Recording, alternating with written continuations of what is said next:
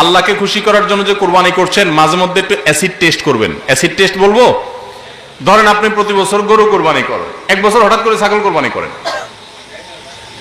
ছাগল কোরবানি করেন, আপনি বলবেন এই বছর তাহলে তো গরু গোশত দিতে পারবো না, তো আরো কয়েকটা ছাগল কিনে কোরবানি আরো বেশি করা যায়, তো একজনে একটা বেশি করলে সমস্যা নাই।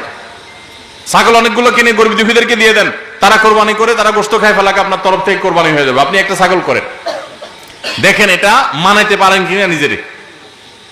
যদি কোনো অসুবিধা না হয় মানাইতে, তাহলে আলহামদুলিল্লাহ আল্লাহ শুকর আদায় করতে পারেন যে আপনার নিয়তের মধ্যে বোধহয় ভেজাল নাই।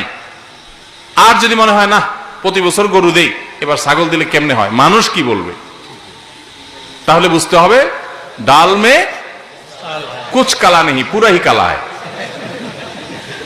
আল্লাহ তাআলা আমাদের সবাইকে ইখলাসের সাথে তাকওয়ার সাথে কুরবানির এই আমলটি সম্পাদন করার তৌফিক দান করুন।